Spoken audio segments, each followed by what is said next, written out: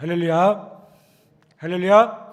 오늘 함께 예배하는 우리 모두에게 하나님의 놀라운 은혜와 또 축복이, 평강이 가득하기를 간절히 축원합니다.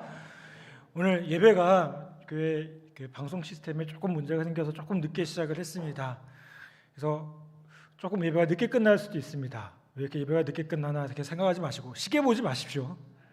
시계 보지 마시고 정상적으로 다 진행되고 있다. 그렇다고 설교를 확 줄일 수가 없잖아요.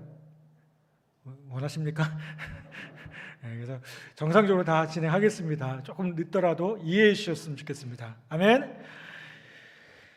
히로시라는 학자가 인간을 세 부류로 분류를 합니다. 어떻게 분류하냐면 과거형 인간, 현재형 인간, 미래형 인간으로 분류를 합니다. 자, 과거형 인간은 어떤 사람들일까요? 말 그대로 과거에 얽매여 있는 사람들을 뜻합니다. 현재형 인간은 어떤 사람들입니까? 현실에 안주하면서 목표나 사명 없이 그저 하루하루 살아가는 사람들을 뜻합니다. 미래형 인간은 어떤 사람들일까요? 미래를 바라보면서 현재를 살아가는 사람들을 뜻합니다. 사명감을 가지고 날마다 그 사명감을 꿈꾸며 살아갑니다. 그런데 여러분, 크리스천들은 어떤 사람들일까요? 우리는 하나님 나라의 그 비전을 가지고 있습니다. 천국의 소망을 가지고 살아가는 사람들입니다. 그러니 우리는 이 세 부류의 사람들 중에 어디에 속할까요? 미래형의 사람들이라는 겁니다. 그런데 참으로도 안타까운 사실은 모든 그리스도인들이 다 미래형의 사람만은 아니라는 거예요. 미래보다 과거에 묶여 있기도 하고요, 현실에 안주하면서 그저 하루하루 살아가는 그런 연약한 크리스찬도 많이 있음을 보게 됩니다.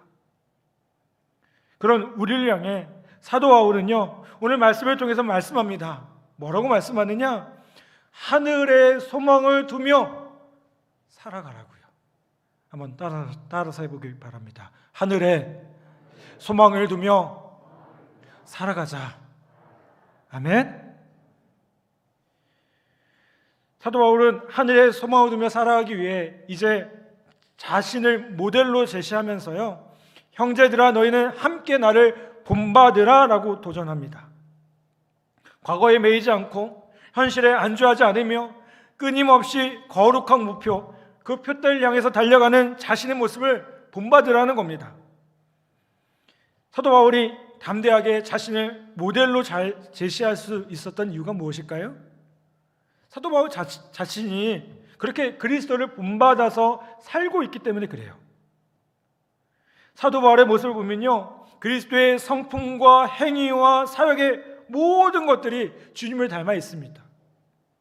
그런데 특별히 예수님의 미래지향적인 삶도 본받고 있음을 보게 됩니다.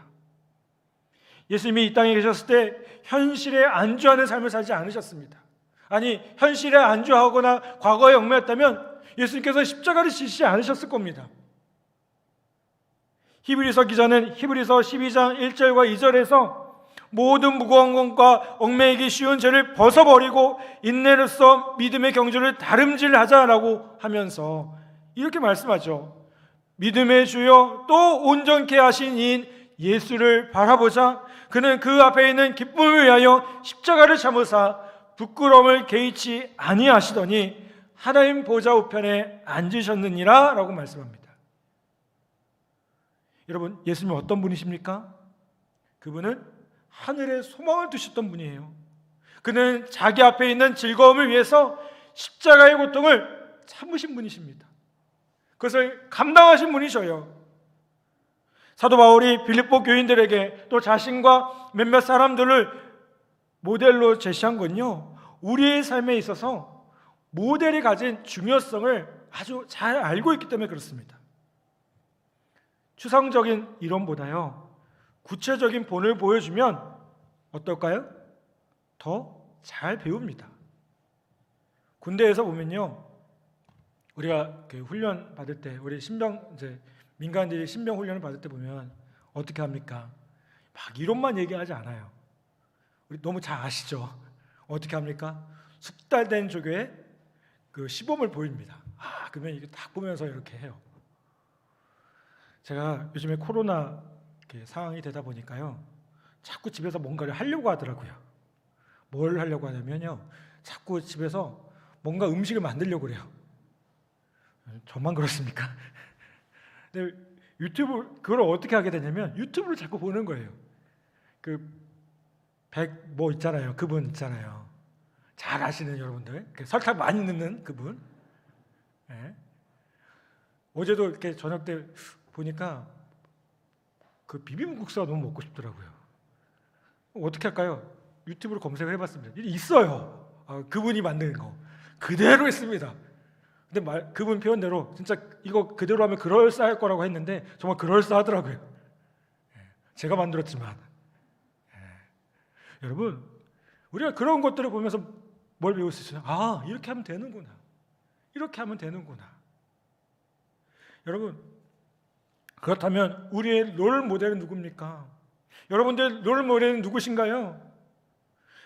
주님을 따르며 하늘에 소망을 두며 살아가는 사람들, 그 사람들을 본받기 원하십니까? 그게 아니면 그저 하루하루 살아가고 그 과거에 얽매여 있는 사람들을 본받기 원하십니까? 여러분, 우리는 다시 한번 하늘에 소망을 두고 믿음의 길을 걸어가는 그 동역자들과 그들을 본받는 우리 모두 되기를 간절히 바랍니다. 척스윈들 목사님이요, 멘토라고 하죠. 멘토를 정하는데 몇 가지 구체적인 조언을 해주셔요. 첫 번째로는 어떤 한 사람만을 절대적으로 따르지 말라라고 조언합니다. 여러분, 이 말 동의되세요? 저는 100% 동의해요. 왜요? 이단의 특징이 뭐죠? 어떤 한 사람을 맹목적으로 따라가요. 그 교주잖아요, 그렇죠? 여러분, 교회는요 사람을 따라가는 단체가 아닙니다. 우리가 멘토들을 신앙생활하면서 멘토들을 두는 게 참 중요해요. 그런데 어떤 한 사람만을 쫓아가거나 한 사람만을 의지하지 않기를 부탁을 드려요. 저 역시 20대 때요, 어떤 한 목사님을 되게 존경을 했어요. 그때 낙타무릎이라는 책이 있었습니다. 혹시 아시는지 모르겠어요. 그분이 쓰신 책 중에 제가 그 책을 정말 수도 없이 읽었던 것 같아요. 그 책을 읽으면서 막 가슴이 뜨거웠습니다. 내가 막 무릎이 진짜 낙타 무릎이 되도록 그렇게 기도해야 될 것 같았고요. 실제로 그렇게 하려고 애쓰기도 했습니다. 그런데 그 목사님이 조금 지나지 않아서 성적인 스캔들이 났죠. 그 문제가 있었어요, 실제로. 그리고 그 교회에서 쫓겨났습니다. 저 역시 얼마나 충격을 받았는지 몰라요. 그때 생각한 게 뭘까요? 사람은 그렇게 따르는 게 아니구나. 그렇게 도전받았는데. 여러분, 우리가 신앙생활하면서 어떤 분을 따르고 함께 교제하고 이건 참 중요한 일이에요. 그런데 어떤 한 사람을 그냥 맹목적으로 따라가지 않기를 다시 한번 부탁을 드립니다. 두 번째로 척스윈들 목사님 뭐라고 얘기하냐면 멘토들을 천천히 결정하라라고 말씀해요.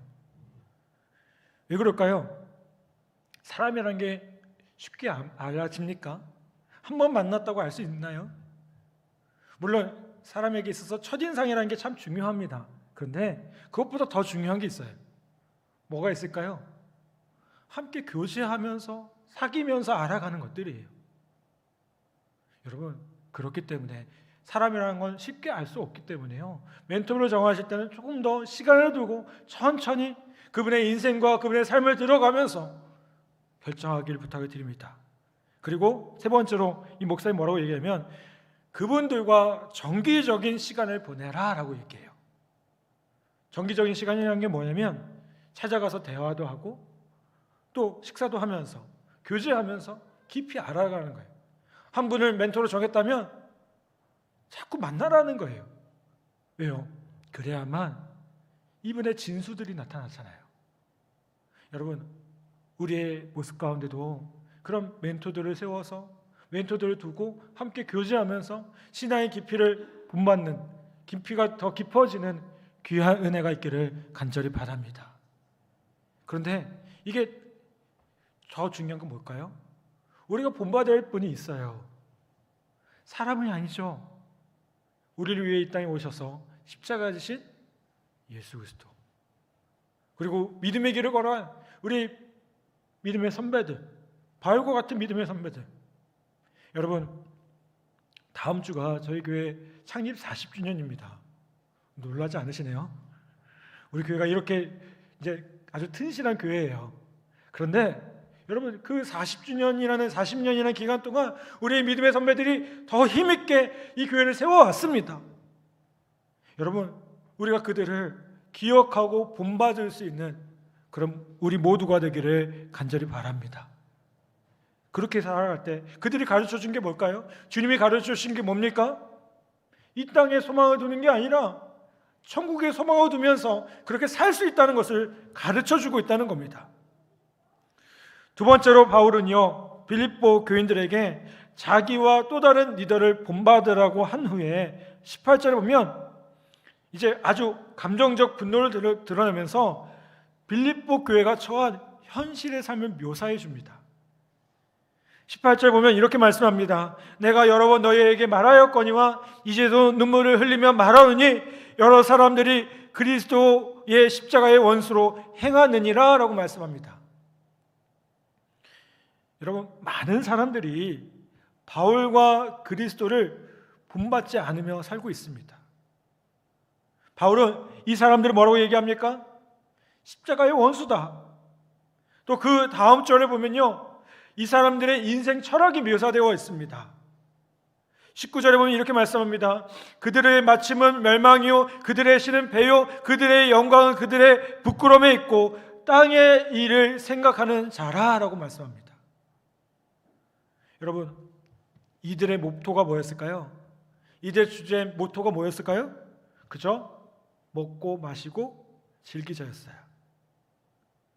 바울은 이들이요, 부끄러운 것을 영광으로 삼거나 자랑스러워 한다라고 비꼬고 있습니다. 바울은 이들을 향해서 뭐라고 합니까? 땅의 일을 생각하는 사람들이다. 땅의 일을 생각하는 사람들이다. 한마디로 뭡니까? 모든 관심이 어디에 있는 거예요? 땅에 있어요. 여러분, 제가 여러분에게 이 얘기를 할 때 현실의 삶을 외면하라는 의미가 절대 아닌 거 아시죠? 우리가 현실의 삶에서 충실하셔야 돼요. 특히 어디요? 우리 가정에, 우리의 부대에, 우리에게 주어진 사명이 있잖아요. 아멘?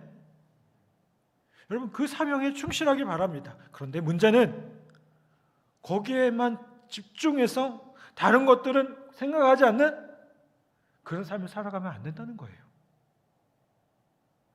여러분, 이 사람들이 누구인가에 대해서는 여러 가지 견해들이 있습니다. 어떤 사람은 유대주의자라고 얘기하고요, 어떤 사람은 스토아파의 철학자들이라고 얘기도 하고요, 어떤 사람은 빌립보의 불신자들이라고 이야기도 하기도 합니다. 그런데 분명한 것은 이들은 어떤 사람들이었을까요? 지극히 세속적이고요, 인간적인 욕심으로 살았던 그런 사람들이었다는 겁니다. 여러분, 그리스도인은 어떤 사람들일까요? 그리스도인은요, 단순히 이 땅에서의 삶이 전부가 아니라고 생각해요. 우리는 어디를 향하고 있습니까? 저 영원한 하나님의 나라, 우리가 돌아가야 될 그 본향, 그것을 생각한다는 겁니다. 거기를 향해서 다른 줄 아는 사람들이라는 겁니다. 그래서 그저 잘 먹고 잘 사는 데만 우리의 관심과 우리의 생각이 있는 것이 아니라 그것을 뛰어넘는 것을 바라보면서 거기에 우리의 마음이 있어야 된다는 겁니다. 야생거위 한떼가요, 겨울을 맞이해서 남쪽을 향해서 이렇게 날아갑니다. 근데 그 거위 중 하나가 땅을 내려다 보니까요, 그 사육 거위들이 있는 거예요. 사육당하고 있는. 근데 이 야생 거위가 보니까요, 그들에게 보니까 먹을 것이 있어요. 사육하니까 당연히 있겠죠. 그렇죠? 먹이를 줬겠죠. 그래서 그들과 함께 있으면 좋겠다는 생각이 들어서 내려갔습니다. 음식이 너무 좋아가지고요, 그는 자기 그룹이 겨울을 나고 북쪽으로 다시 올라갈 때까지 여기 있으면 되겠구나라고 생각을 했어요. 이제 봄이 되니까요, 그는 자기 무리가 지나가는 소리를 듣게 됩니다. 그리고 그들에게 합류하기 위해서 날아오르기 시작했어요.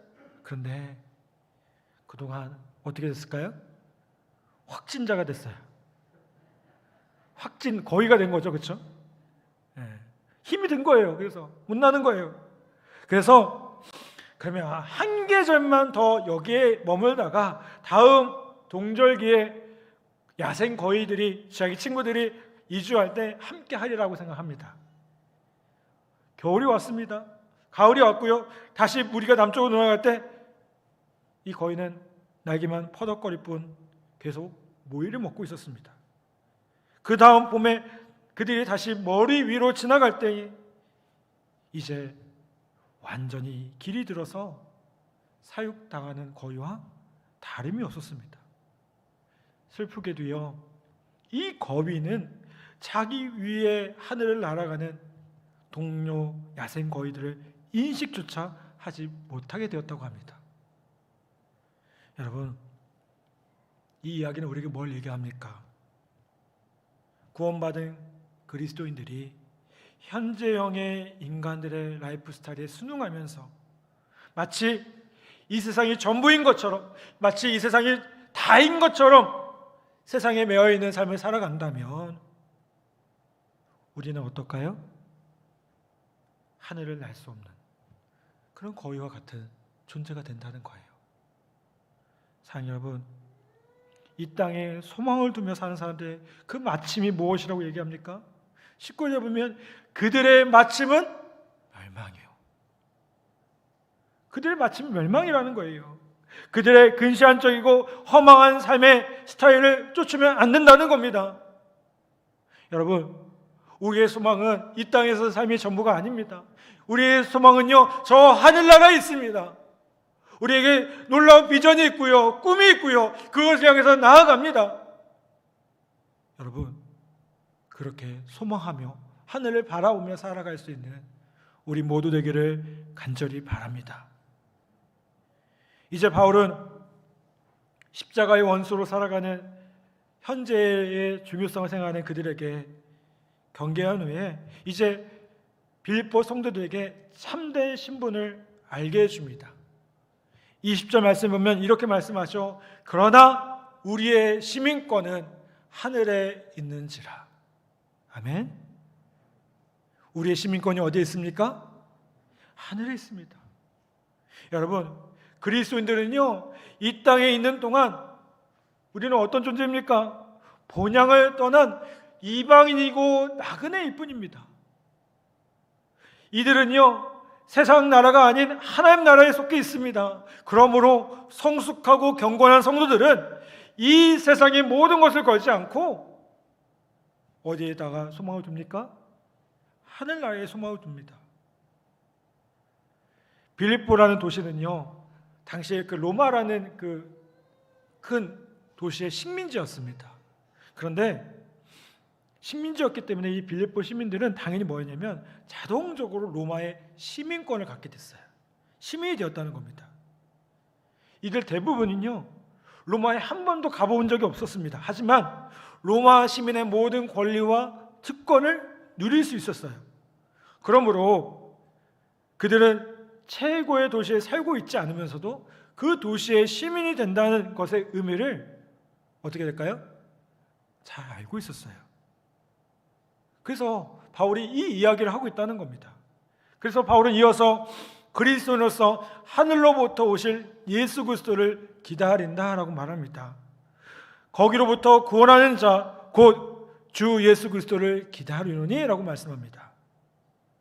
여러분, 그분이야말로 우리가 기대하며 우리가 바라는 우리의 소망입니다. 멀지 않은 때에 주님은 다시 오실 것입니다. 주님은 다시 오셔서 이 땅의 질서를 중단시킬 겁니다. 우리가 알고 있는 타락한 세상의 역사를 종식시키고요, 완전히 새로운 역사를, 새로운 세상을 여실 겁니다. 우리의 시민권이 있는 하나님의 나라가 이 땅 가운데 세워질 거라는 거예요. 그러면 그분이 오시면 어떤 일이 일어나겠습니까? 21절 보면 이렇게 말씀합니다. 그는 만물을 자기에게 복종하게 하실 수 있는 자의 역사로 우리의 낮은 몸을 자기 영광의 몸의 형체와 같이 변하게 하시리라. 아멘. 주님께서 다시 오실 때 만물을 복종시킬 수 있는 그분의 능력은요, 온 우주에 드러나게 될 겁니다. 그 능력은요, 우리의 몸을 완전히 새로운 것으로 바꿔놓을 겁니다. 더 이상 질병도 노쇠함도 없을 겁니다. 고통도 없을 겁니다. 영광스러운 부활의 몸으로 새롭게 될 겁니다. 여러분, 그렇다면 우리가 기억해야 될 게 무엇이겠습니까? 바로 우리가 하늘에 속한 자라는 거예요. 우리의 신분이 이 땅에 있지 않고요, 하늘에 속했다는 거예요. 여러분, 우리가 이것을 기억하고 이것을 붙들며 나아갈 때에 더 이상 일시적이고 헛된 세상적인 일에 집착하지 않고 영원한 것으로 살아갈 수 있게 된다는 겁니다. 사랑하는 여러분, 오늘 우리의 시민권은 어디에 있습니까? 우리는 어디에 더 큰 가치를 둬야 됩니까? 그런 의미에서 이 땅은 우리에게 어떤 의미를 주고 있습니까? 여러분, 바라기는 우리가 바라고 소망하는 그 하나님의 나라, 그 나라가 우리에게 더 큰 의미와 가치로 다가오는 놀라운 은혜가 있기를 간절히 바랍니다. 바울은 하늘에 소망을 두는 삶에 대해 자신의 권면을 마무리하면서 이제 마지막으로 이렇게 권면을 합니다. 4장 1절입니다. 그러므로 나의 사랑하고 사모하는 형제들, 나의 기쁨이요 면류가 아닌 사랑하는 자들아, 이와 같이 주 안에 서라. 아멘. 자, 바울이 뭐라고 해요? 그들이 소중하다라고 얘기해요. 나의 사랑하고 사모하는 형제들, 나의 기쁨이요 면류가 아닌 사랑하는 자들아 라고 얘기합니다. 여러분, 바울이 그렇게 권면하고 있어요. 그리고 뭐라고 합니까? 그 다음에 주 안에 서라고요. 주 안에 서라고요. 여러분, 사람이 사람을 바꿀 때 참 중요한 게 뭐냐면요, 상대방을 인정해 주는 게 참 중요합니다. 이 사도 바울의 눈에 볼 때 이 빌립보 교회 성도들이 다 마음에 들었을까요? 사실은 그렇지 않을 수도 있어요. 좀 부족한 부분들이 있을 수도 있어요. 근데 그럼에도 불구하고 뭐라고 얘기합니까? 나의 사랑하고 나의 사모하는 형제들, 나의 기쁨이요 면류가 아닌 사랑하는 자들아. 이 얘기를 빌립보 교회 성도들이 들을 때 어떨까요? 행복하지 않겠습니까? 아멘. 제가 요즘에 저희 집에 아들이 있고요, 딸이 둘이 있어요. 근데 저희 집에 가장 큰 말썽꾸러기가 누구냐면 딸 둘째, 이 둘째가 좀 문제가 있어요. 큰 문제가 아니고요. 왜 문제냐면 우리 딸이 들을지 모르겠는데 얘가 지금 7살이거든요. 여러분, 애를 키워보신 분들 알죠? 옛날에는 미운 7살이라고 표현했는데요, 요즘 바뀌었습니다. 어떻게 바뀌었냐면 미운 4살, 죽이고 싶은 7살. 근데 제 딸이 7살이거든요. 아니나 다를까 올해 딱 시작되는데 그 행동을 보니까 내가 7살이야 이러고 왔더라고요. 내가 7살이야. 이게 처음에는 감당이 안 되더라고요. 근데 제가 어느 순간부터 좀 막 뭐라고 하다가 전략을 바꿨습니다. 어떻게 바꿨을까요? 아빠는 제 딸 이름이 예주거든요. 예주가 제일 이뻐. 세상에서 제일 이뻐.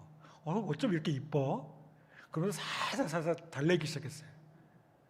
정말 세상에서 제일 이쁠까요?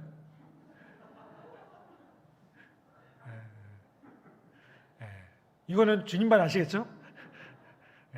세상에서 제일 제일 이쁘면 연예인 시켜야겠죠. 근데 제 눈에는 이뻐요. 근데 어떨지 모르겠어요. 근데 그렇게 얘기하니까요, 얘가 태도가 좀 달라지더라고요. 어떻게 달라질까요? 막 저한테는 막 쳐다도 안 보고요, 맨날 그냥 그런 애가 어느 순간 저한테 이렇게 다가오더라고요. 제가 요즘 느끼고 있다니까요. 얘가 왜 그래? 여러분, 이게 인간과의 주님 인간과의 관계도 마찬가지 아니고 주님과의 관계도 마찬가지 아니겠습니까? 우리가 주님과의 관계 속에서 또 사람과의 관계 속에서 그렇게 좋게 봐주고 인정해 준다면, 그리고 뭐 하는 거예요? 주 안에서라고요. 주 안에서라고요. 무조건 얘 이거 안 돼, 왜 이거 못해? 라고 하지 말고 인정해주고 존중해주면서 나아간다면 다시 한번 세워지지 않겠습니까? 여러분, 바울도 그렇게 기도합니다. 만물을 복종시키고 그의 구원을 완성시킬 그분과의 관계에서 이 성도들이 견고하게 설 것을 기대하며 나아갑니다. 그리고 권면하고 있습니다.